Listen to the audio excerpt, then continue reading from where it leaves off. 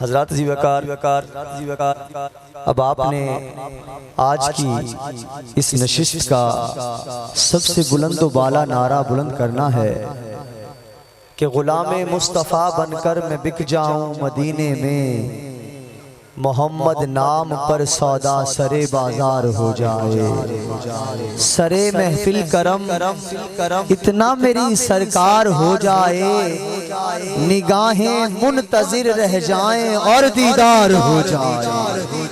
نگاہیں منتظر رہ جائیں اور دیدار ہو جائے۔ میں دعوت سخن پیش کر رہا ہوں، دعوت خطاب پیش کر رہا ہوں اپنے دھرتی کے اس عظیم سپوت کو جو کہ ترجمان مسلک حق اہل سنت بیان کرنے پر آئیں تو پتہ چلتا ہے کہ اعلیٰ حضرت کا عقیدہ بیان کس طرح کیا جاتا ہے، جو دیول شریف کی بات کرنے پر آئیں تو پتہ چلتا ہے کہ فیض یافتہ دیول شریف کا خطاب کیسے ہوتا ہے، جو حضور غوث اعظم کا ذکر کریں تو پتہ چلتا ہے گھر والوں کی بات گھر والے کیسے کیا کرتے ہیں، جو ذکر مولا کائنات کریں تو یقیناً پھولوں کی طرح لبوں سے خوشبو مہکتی ہے۔ میری مراد پیر طریقت، رہبر شریعت، سید السادات، ادیب ملت اسلامیہ، قبلہ صاحبزادہ پیر سید محمد اسد شاہ صاحب تشریف لاتے ہیں اور اپنے نورانی خطاب سے ہم سب کو مستفیض فرماتے ہیں۔ ولی آباد کی سرزمین سے ہاتھ بلند کر کر نعروں کی گونج میں آپ کا استقبال کیجئے۔ نعرہ تکبیر! سارا مجمع کیمرہ گھمائیے، ہاتھ بلند کر کر بولے نعرہ رسالت، تاجدار ختم نبوت، تاجدار ختم نبوت۔ کل تو انشاءاللہ اس عرس شریف کی نشستوں میں تصوف سیمینار بھی ہونا ہے، لیکن اب نعرہ اتنا بلند ہو کہ پتہ چلے کہ ختم نبوت کانفرنس ہو رہی ہے۔ دونوں ہاتھ بلند کر کے بولیے تاجدار ختم نبوت، تاجدار ختم نبوت، تاجدار ختم نبوت۔ کرم کی بھیک ملے تو حیات بنتی ہے اور حضور آپ نوازیں تو بات بنتی ہے۔ شہریار خطابت چلے آئیے، تاجدار فصاحت چلے آئیے۔ قبلہ صاحبزادہ پیر سید محمد اسد اللہ اسد شاہ۔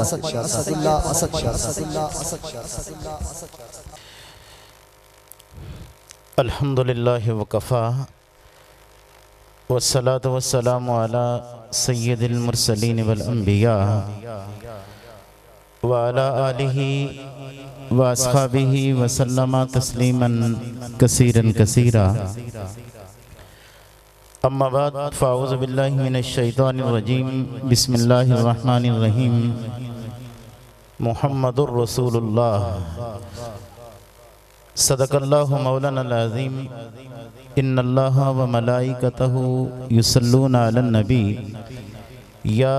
ایہا الذین آمنوا صلوا علیہ وسلموا تسلیما۔ درود شریف پڑھے سارے دوست بھی۔ اللہم صلی علی سیدنا و مولانا محمد و علی آل سیدنا و مولانا محمد و بارک وسلم وصلی علیہ۔ خشک شاخوں کو تازہ گلاب دیتے ہیں، خشک شاخوں کو تازہ گلاب دیتے ہیں، عہد بیتی کو نیا شباب دیتے ہیں۔ خشک شاخوں کو تازہ گلاب دیتے ہیں، عہد بیتی کو نیا شباب دیتے ہیں۔ چپ نہ رہو درود پڑھو، خدا کی قسم تیرے سلام کا وہ اب بھی جواب دیتے ہیں۔ درود شریف پڑھیے صلاۃ والسلام علیکہ یا سیدی یا رسول اللہ۔ درود شریف پڑھیں۔ الصلاۃ والسلام علیکہ یا سیدی یا حبیب اللہ، الصلاۃ والسلام علیکہ یا سیدی یا شفیع المذنبین، الصلاۃ والسلام علیکہ یا سیدی یا رحمت للعالمین۔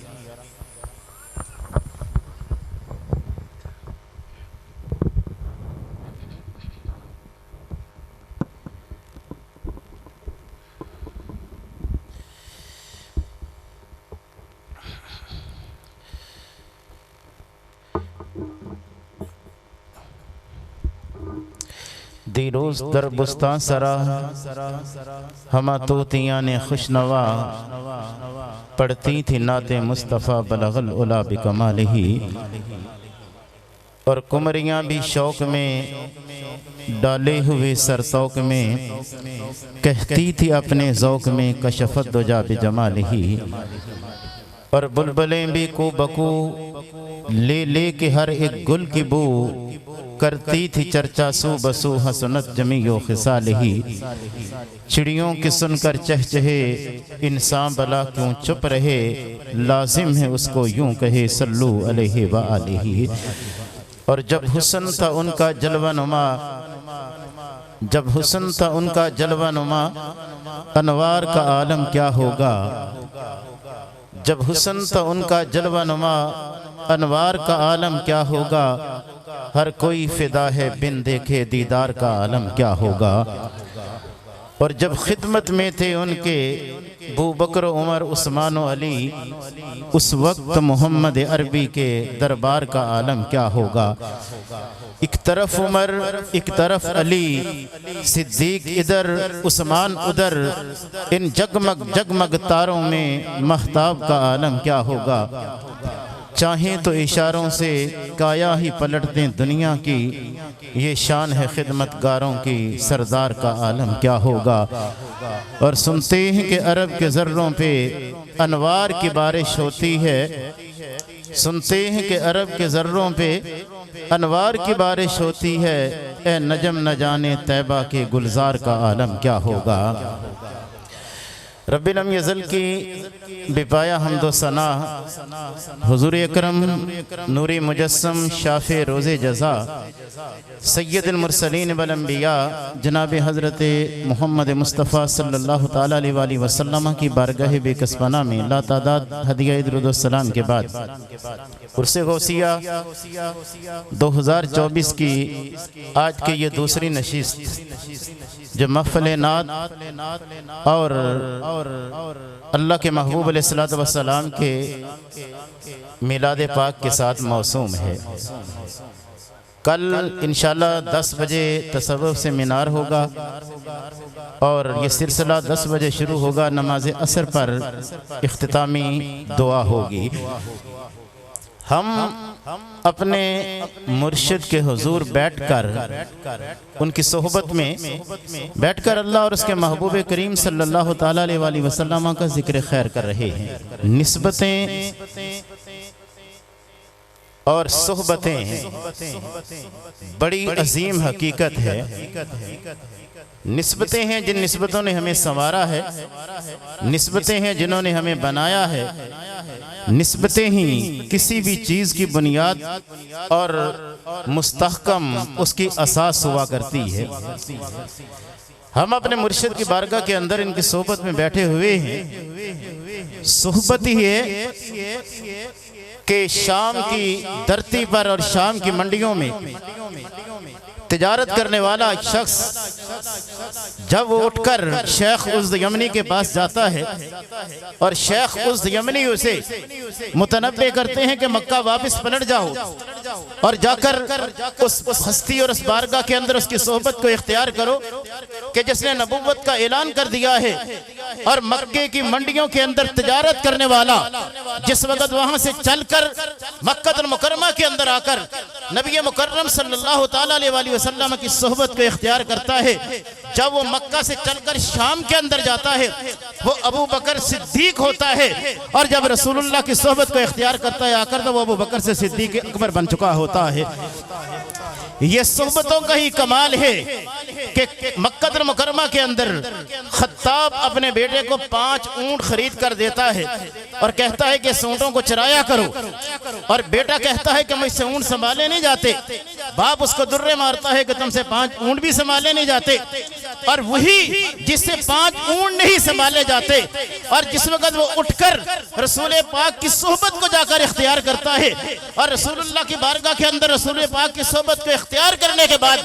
جس سے 5 اونٹ سنبھالے نہیں جاتے تھے وہ آدھی سلطنت کا مالک بن جانے کے بعد رسول اللہ کی صحبت کی برکت سے ہوتا عمر ہے، اور جب بارگاہ رسالت کی صحبت کو اختیار کرنے کے بعد نکلتا ہے تو فاروق اعظم بن چکا ہوتا ہے۔ یہ صحبتوں کا اور نسبتوں کا اثر ہے کہ ایک مکہ المکرمہ عرب کے اندر بنو امیہ کا وہ خوبصورت نوجوان جو تجارت کرتا ہے اور تجارت کے اندر کمال مہارت حاصل کرتا ہے، تجارت کے اندر وہ ماہر ہے، لیکن وہی جب رسول پاک علیہ السلام کی صحبت کو اختیار کرتا ہے، نام عثمان ہوتا ہے، صحبت اختیار کرتا ہے تو ذی النورین بن جاتا ہے۔ یہ صحبتوں کا ہی کمال ہے کہ کوئی ابو بکر ہے تو صدیق اکبر بن رہا ہے، کوئی عمر ہے تو فاروق اعظم بن رہا ہے، کوئی عثمان ہے تو ذی النورین بن رہا ہے، کوئی علی ہے تو حیدر کرار بن رہا ہے، کوئی بے زر ہے تو بو زر بن رہا ہے، کوئی بلال حبشی ہے تو وہ رشک کمر بن رہا ہے، اور کوئی بہلول دانا کی صحبت کے اندر آ کر بیٹھتا ہے۔ ابو حنیفہ ہوتا ہے تو امام اعظم بن کے نکلتا ہے، اگر بشر حافی کی صحبت کو اختیار کرتا ہے امام احمد بن حنبل بن کے نکلتا ہے، اگر کوئی داتا کے قدموں کے اندر بیٹھ کر 40 دن کی صحبت کو اختیار کرتا ہے وہ معین الدین ہوتا ہے، سلطان الہند بن کے نکلتا ہے، سلطان الہند کی صحبت کو اختیار کرتا ہے وہ قطب الدین بن کے نکلتا ہے، قطب الدین کی صحبت اختیار کرنے والا فرید الدین بن کے نکلتا ہے، فرید الدین کی صحبت اختیار کرنے والا نظام الدین اولیاء بن کے نکلتا ہے۔ ارے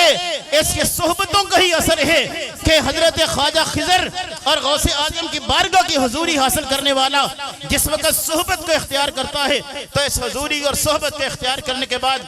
وہ دیول کا بے تاج بادشاہ پیر دیول بن کے نکلتا ہے، اور پیر دیول کی صحبت کے اندر 17 راتیں مری کے اندر سنی بینک پہ عقائد اہل سنت لکھنے کے لیے 17 راتیں اگر اپنے مرشد کے حضور بیٹھ کر اپنے مرشد کی صحبت کو اختیار کرتا ہے تو ولی آباد کا یہ پیر یعقوب شاہ بن کے نکلتا ہے۔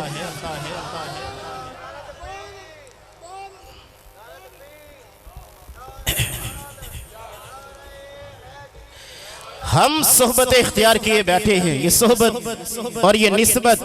ایسی چیز ہے کہ ہماری نسبت ہمارے مرشد کے ساتھ ہے، مرشد کی نسبت اپنے مرشد کے ساتھ ہے، ہماری نسبت ولی آباد کے ساتھ ہے، ولی آباد کی نسبت دیول شریف کے ساتھ ہے۔ دیول شریف ہاتھ پکڑتے غوث اعظم کی بارگاہ میں لے کے جاتے ہیں، غوث اعظم کی بارگاہ کے اندر جب حاضری ہوتی ہے تو مولا علی حیدر کرار کی بارگاہ تک پہنچتے ہیں۔ جب حیدر کرار کی بارگاہ میں پہنچتے ہیں، حیدر کرار جو ہے وہ رسول اللہ کی بارگاہ کے اندر، اور رسول اللہ کے ہاتھوں کو رب نے اپنا ہاتھ قرار دیا ہے، اس لیے نسبت صحبت اولیاء کرام کی یہ وہ اللہ کی طرف سے برکتیں ہیں کہ عقل والوں کے نصیبوں میں کہاں ذوق جنون، عشق والے ہیں جو ہر چیز لٹا دیتے ہیں، اللہ اللہ کیے جانے سے اللہ نہ ملے، اللہ والے ہیں جو اللہ سے ملا دیتے ہیں۔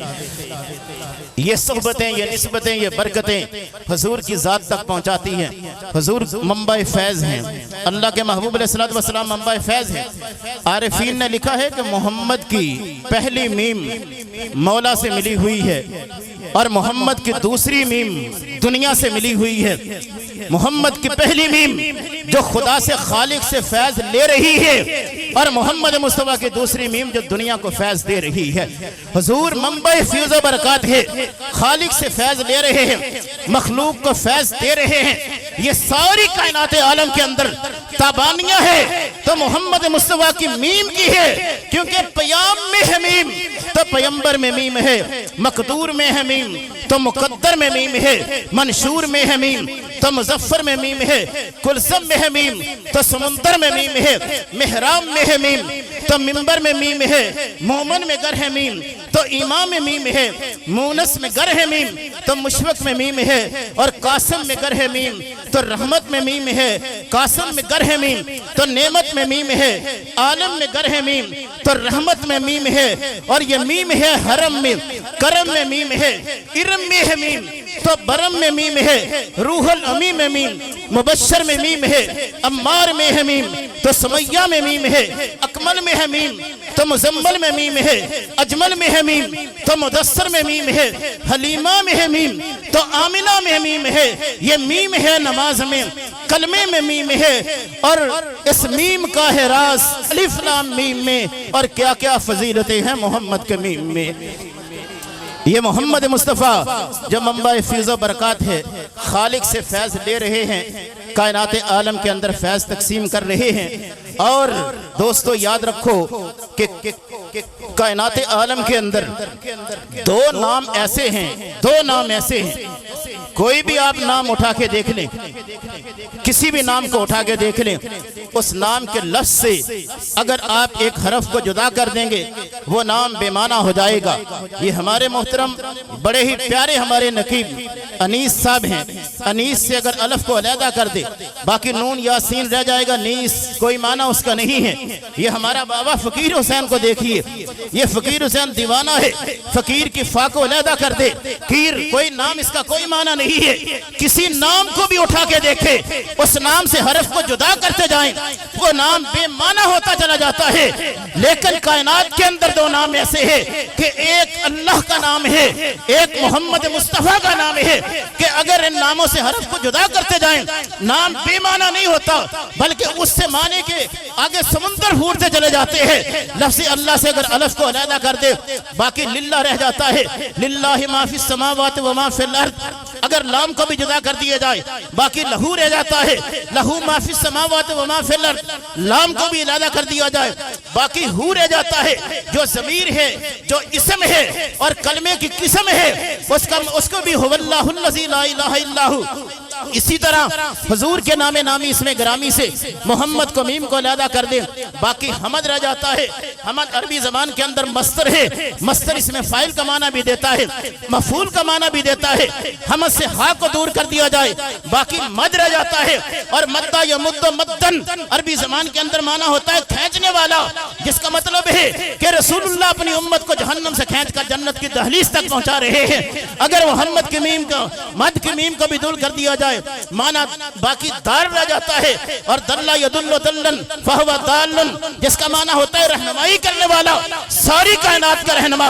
آمنہ کا لال محمد مصطفیٰ ہے، کائنات کا ہر لفظ ہر نام حرف جدا کرے بے معنی ہو جائے گا۔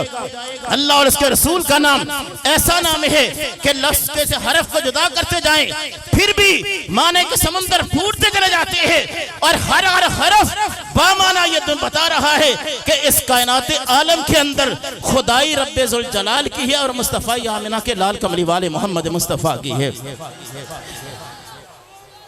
یہ نام وَصَلِّ عَلَىٰ ہے نام، کیا نام محمد، اور گرتوں کو بھی لیتا ہے بچا نام محمد، اور یہ نام کوئی کام بگڑنے نہیں دیتا، بگڑی کو بھی لیتا ہے بنا نام محمد۔ اللہ کی ذات کے دیکھیے اس کی غیرت کا عالم یہ ہے کہ رب ذوالجلال کی ذات نے اپنے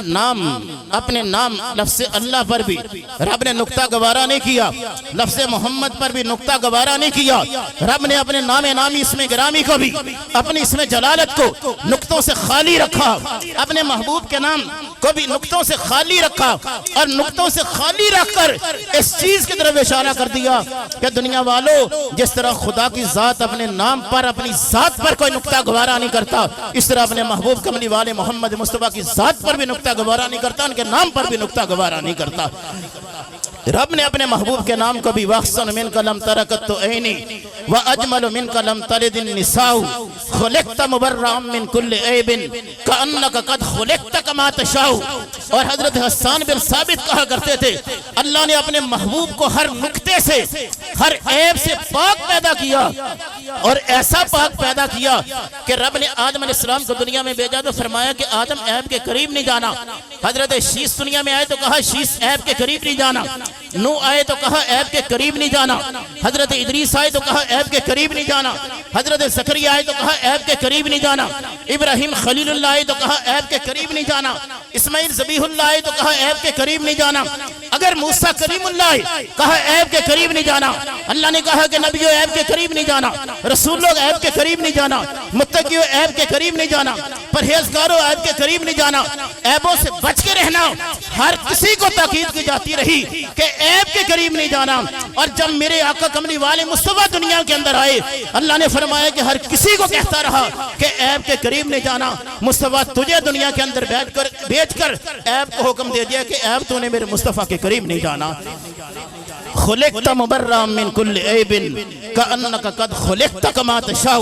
اور ایسا پیدا کیا، عیبوں سے پاک پیدا کیا اپنے محبوب کو، اور ایسا پاک کہ جیسے خود محبوب چاہتے تھے۔ جب میں عالم تصور میں کھو کر سوچتا ہوں کہ کیسے پیدا کیا ہوگا، کیسے محبوب نے چاہا ہوگا، تو حاتم سے آواز آتی ہے کہ اے سوچنے والے، کہ جس وقت میرے مصطفیٰ نے کہا ہوگا مصطفیٰ کو کہ مصطفیٰ جیسا تو چاہتا ہے، تو میرے مصطفیٰ نے کہا ہوگا مولا اگر مجھے میری مرضی کے مطابق پیدا کرنا چاہتا ہے تو پھر قدم ایسا بنا، مکے میں لگے تو مکہ مکرمہ بن جائے، یثرب میں لگے تو مدینہ منورہ بن جائے، سوکھے درخت کے نیچے سے گزروں تو سرسبز و شاداب ہو جائے۔ مولا میری مرضی کے مطابق اگر مجھے بنانا چاہتا ہے تو ہاتھ ایسا بنا،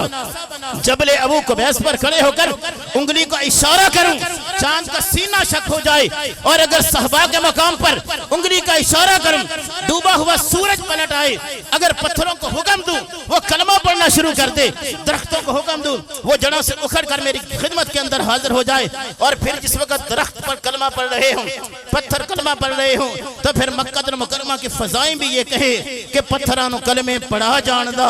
گنگیانو گلہ کرا جاندا، او میرے آقا دا رتبہ خدا جاندا۔ اللہ نے جب اپنے محبوب سے پوچھا ہوگا محبوب تجھے کیسے پیدا کروں، تو محبوب نے کہا ہوگا کہ اگر میری مرضی کے مطابق پیدا کرنا چاہتا ہے تو آنکھ ایسی بنا، ابو بکر پہ پڑے تو صدیق اکبر بن جائے، عمر پہ پڑے تو فاروق اعظم بن جائے، عثمان پہ پڑے تو ذی النورین بن جائے، علی پہ پڑے حیدر کرار بن جائے، بے سر پہ پڑے تو ابو سر بن جائے، اور اگر بلال حبشی پہ پڑے تو وہ رشک کمر بن جائے، ادنا پہ پڑے تو وہ آلہ بن جائے، قطرہ پہ پڑے تو وہ دریا بن جائے، ذرہ پہ پڑے تو وہ صحرا بن جائے۔ اور اس وقت جب اللہ نے پوچھا ہوگا محبوب تجھے کیسا پیدا کروں، تو کملی والے مصطفیٰ علیہ السلام نے بھی کہا ہوگا مولا ایسا پیدا کر کہ لعاب اگر کھارے کنویں میں ڈالوں تو وہ میٹھا ہو جائے، اگر صدیق کے قدموں پہ لگے تو تریاق کا کام کر جائے، حیدر کرار کی آنکھوں میں لعاب ڈلے ان کے 14 طبق روشن ہو جائے۔ خلقت مبرأ من کل عیب، اللہ نے ہر عیب سے پاک پیدا کیا، گویا کہ ایسا پیدا کیا جیسا مصطفیٰ خود چاہتے تھے۔ اور پھر میرے یارو بس ایک آخری بات میں یہ عرض کیے دیتا ہوں، آخری بات صرف میری تقریر کے بعد صوبان شاہ صاحب کی نعت ہوگی، صاحبزادہ صوبان صاحب کی، اور اس کے بعد عثمان قادری صاحب لاہور سے ہمارے نعت خواں تشریف لائے ہوئے ہیں، کمال کے وہ نعت خواں ہیں، انشاءاللہ تعالیٰ ان کے بعد پھر اس کے بعد محفل اختتام پہ ہو جائے گی انشاءاللہ 10:30 بجے تک۔ آخری بات عرض کیے دیتا ہوں، یارو یاد رکھو کہ اللہ کریم کی ذات طیبہ نے عبادتوں کے انداز پیدا کیے ہیں۔ کسی عبادت کو اللہ نے فرض بنایا ہے، کسی کو واجب بنایا ہے، کسی کو سنت بنایا ہے، کسی کو مستحب بنایا ہے۔ جسے فرض بنایا اسے واجب نہیں بنایا، جسے واجب بنایا اسے سنت نہیں بنایا۔ سنت واجب نہیں ہے، واجب سنت نہیں ہے، سنت فرض نہیں ہے، فرض سنت نہیں ہے۔ ہر کسی کا ایک اپنا عبادتوں کا انداز ہے،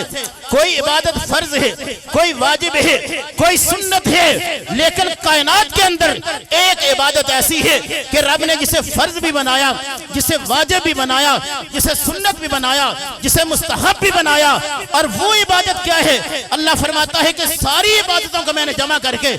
اس عبادت کو بے مثال بنا دیا ہے۔ فرماتا ہے اللہ ان اللہ و ملائکتہ یصلون علی النبی، کہ اللہ فرماتا ہے کہ میں بھی درود بھیجتا ہوں، تم بھی درود، فرشتے بھی درود بھیجتے ہیں۔ ایمان والو تم بھی میرے محبوب پر درود بھی بھیجا کرو، سلام بھی بھیجا کرو۔ اور درود و سلام ایسی عبادت ہے جو فرض بھی ہے، جو واجب بھی ہے، جو سنت بھی ہے، جو مستحب بھی ہے، اور ساری عبادتوں کو جمع کر کے رب نے اپنے محبوب پر درود و سلام بھیجنے کو ساری عبادتوں کا مجموعہ بنا دیا ہے۔ حدیث پاک کے اندر آتا ہے کہ روزانہ 70,000 فرشتے، بس میری آخری بات سنیں، 70,000 فرشتے صبح کے وقت حضور کے روضہ انور پر آ کر درود و سلام پیش کرتے ہیں۔ اور یہ ہمارا ایمان اور عقیدہ ہے اہل سنت والجماعت کا کہ پوری کائنات عالم کے اندر سب سے زیادہ فضیلت والی جو جگہ ہے وہ جگہ ہے جہاں رسول پاک صلی اللہ علیہ وسلم کا روضہ مبارک ہے۔ کہ ہر ذرہ نور خزینہ ہے شہراں وچوں شہر مدینہ ہے جتھے روزہ کملی والدہ اس تھان دیاں ریساں کون کرے۔ حضور کا روزہ انور جہاں حضور کا وجود لگا ہوا ہے وہ حضور کے وجود مقدس کی برکت سے کائنات عالم کے اندر سب سے زیادہ افضل وہ جگہ ہے۔ یہ تو حضور کا وجود ہے، اللہ نے تو محبوب کے قدموں کے اندر اتنی برکتیں رکھی ہے کہ ابراہیم علیہ السلام ایک پتھر پہ کھڑے ہو کر خانہ کعبے کو تعمیر کر رہے تھے، اور جس پتھر کے اوپر کھڑے تھے جب اس خانہ کعبے کی تعمیر ہو رہی تھی جس پتھر پہ کھڑے تھے، قرآن کہتا ہے کہ ابراہیم علیہ السلام جس پتھر پہ کھڑے تھے اللہ نے حکم دے دیا کہ وَاتَّخِذْ مِن مَقَامِ ابراہیم مُصَلَّى، کہ اس پتھر کو جائے مصلی بنا لو، اس پتھر کو جائے مصلی بنا لو۔ حضرت موسیٰ علیہ السلام کوہ طور پہ جاتے ہیں، رب سے ہم کلام ہوتے ہیں، اور جس پتھر پر کھڑے ہو کر موسیٰ علیہ السلام رب سے کلام کیا کرتے تھے، اللہ فرماتا ہے کہ فَلَمَّا تَجَلَّى رَبُّهُ لِلْجَبَلِ، اللہ فرماتا ہے کہ ہم نے اس پتھر کو مقام تجلی بنا دیا ہے۔ ابراہیم علیہ السلام کے قدم جس جگہ پہ لگے وہ جگہ جائے مصلی بنتی ہے، حضرت موسیٰ کے قدم جہاں پہ لگے وہ جگہ مقام تجلی بنتی ہے، اور جہاں میرے آقا کملی والے مصطفیٰ کے قدم لگتے وہ جگہ عرش معلی بنتی ہے۔ رب نے تو اپنے محبوب کے قدموں میں اتنی برکتیں رکھی ہے کہ وہ جگہ ابراہیم کا قدم لگے تو وہ جگہ جائے مصلی ہے، حضرت موسیٰ کا قدم لگے وہ جگہ مقام تجلی ہے، اور میرے آقا مصطفیٰ کا قدم جہاں میں لگتا ہے وہ جگہ عرش معلی ہے۔ تو کائنات عالم کے اندر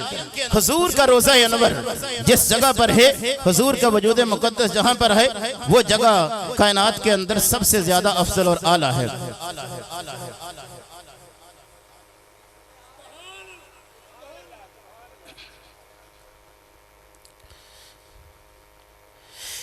بیٹھ جائیں، بیٹھیں، میری بات بس مکمل ہونے لگی ہے، بیٹھ جائیں ایک منٹ۔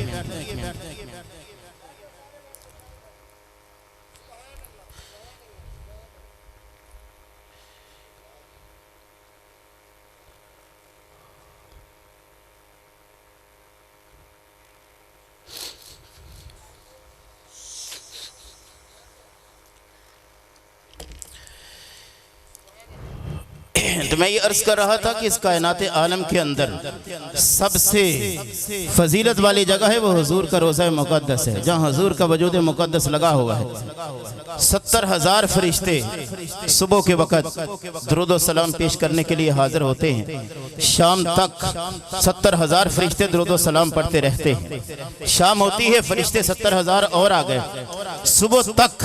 وہ درود و سلام پڑھتے رہتے ہیں، اور جو فرشتہ ایک مرتبہ درود و سلام کے لیے حاضر ہو گیا قیامت تک اس کی باری نہیں آئے گی دوبارہ۔ یہ حضور کے امتیوں پہ کرم ہے کہ بار بار ان کو بلایا جا رہا ہے۔ تو صبح کے وقت 70,000 فرشتے، شام کے وقت 70,000 فرشتے، شام والے صبح کے وقت، صبح والے شام کے وقت یہ درود و سلام پیش کرتے رہتے ہیں، اور جس وقت قیامت آئے گی میدان حشر قائم ہوگا، سورج سوا نیزے پہ ہوگا، ساری کائنات عالم کو اذا السماء انشقت وأذنت ربها وحقت، قرآن کہتا ہے کہ سارے آسمان کو بھی اڑا دیا جائے گا، زمین اڑا دی جائے گی، میدان حشر قائم ہوگا، سورج سوا نیزے پہ ہوگا، زمین تپی ہوئی ہوگی، اور ایسے عالم کے اندر جب رب ذوالجلال حکم دے گا کہ ساری انسانوں کو نکال دو قبروں سے، جب نکلیں گے اللہ کے محبوب علیہ السلام بھی جب روزہ انور سے باہر تشریف لائیں گے، 70,000 فرشتے کھڑے ہوں گے، حضور کے دائیں بائیں آگے پیچھے اللہ کے محبوب علیہ السلام کو لے کر جس وقت میدان حشر کی طرف جائیں گے، اور دوسری طرف حضرت آدم سے لے کر عیسیٰ علیہ السلام تک انبیاء کرام بھی اپنی قبروں سے نکل کر میدان حشر کے اندر کھڑے ہوں گے، اور اس وقت میدان حشر کے اندر جب وہ کھڑے ہوں گے انبیاء کرام کی امتوں کو بھی نکال لیا جائے گا۔ ادھر اللہ کے محبوب علیہ السلام کو جب میدان حشر کی طرف لایا جا رہا ہوگا 70,000 فرشتوں کے جرمٹ کے اندر، اور اس وقت اللہ کے محبوب علیہ السلام کا عالم یہ ہوگا کہ وہ دوحا کا چہرہ ہوگا، واللیل کی زلفیں ہوں گی، علم نشرہ کا سینہ ہوگا، ما ساق البصر کی آنکھیں ہوں گی، طٰہٰ کا سرما ہوگا، یاسین کے دانت ہوں گے، یا ایھا المزمل کی کملی مصطفیٰ پر، یا ایھا المدثر کی چادر تطہیر ہوگی، لا امرک کی جان ہوگی، لا اقسم بہذا بلد کے قدم اٹھ رہے ہوں گے، اور ایسے عالم کے اندر جب مصطفیٰ 70,000 فرشتوں کے جرمٹ کے اندر سج کر دج کر سنور کر نکھر کر اچل کر مجل کر جس وقت اللہ کے محبوب علیہ السلام میدان حشر کی طرف جا رہے ہوں گے، 1.25 لاکھ ان کے امتی اور ادھر کملی والے مصطفیٰ علیہ الصلوۃ والسلام کی امتی جس وقت اپنے محبوب کو آتا ہوا دیکھیں گے اور اتنے اعزاز کے ساتھ حضور کو میدان حشر کے اندر لایا جائے گا، اس وقت میرے سمیت حضور کا ہر امتی اپنے نبی کی شان اور عظمت کو دیکھ کر کہے گا کہ فلک کے نظاروں، زمین کی بہاروں، سب عید مناؤ حضور آ گئے ہیں، اور اٹھو بے سہارو چلو خبر یہ سناؤ حضور آ گئے ہیں، اور انوکھا نرالا وہ ذیشان والا وہ سارے نبیوں کا سلطان آیا، ارے کج کلا ہو ارے شہنشاہ ہو نگاہوں کو جھکاؤ حضور آ گئے ہیں۔ اور جب اللہ کا محبوب علیہ الصلوۃ والسلام 70,000 فرشتوں کے جرمٹ میں آ رہا ہوگا، اور پھر یارو ہماری نسبتیں ہیں اللہ کے محبوب کے ساتھ، حضور کے ہم امتی ہیں، گناہگار صحیح لیکن امتی ہے کہ میدان حشر کے اندر جس وقت میدان حشر قائم ہوگا تو اس وقت فرشتے جس وقت جو کھڑے ہوں گے اللہ کے عرش کے دائیں بائیں وہ عرض کریں گے کہ اللہ سرکار کہاں ہیں۔ جس وقت فرشتے کہیں گے اللہ سرکار کہاں ہے تو اس وقت رسول پاک جب میدان حشر کی طرف آئیں گے فرشتے عرض کریں گے سرکار کہاں گے، حضور پوچھیں گے کہ میری امت کے گناہگار کہاں ہیں۔ اور اللہ کے محبوب علیہ الصلوۃ والسلام جب اس طرح 70,000 فرشتوں کے جرمٹ میں آئیں گے، ادھر حضور کے امتی کھڑے ہوں گے، اور امتی جب اپنے نبی کو آتا ہوا اس شان سے، اس عظمت سے، اس اکرام سے، اس عزت سے اپنے نبی کو آتا ہوا دیکھے گا، اور یارو اس وقت سارے حضور کے امتی اللہ کے محبوب کو دیکھ کر یہی کہیں گے کہ سب سے اعلیٰ ہو اولا ہمارا نبی، سب سے بالا ہو اعلیٰ ہمارا نبی، خلق سے اولیاء، اولیاء سے رسل، اور رسولوں سے اعلیٰ ہمارا نبی، ملک کونین میں انبیاء تاجدار، تاجداروں کا آقا ہمارا نبی، اور ہم صدوں کو رضا مجدہ دیجئے کہ ہے بے کسوں کا سہارا ہمارا نبی۔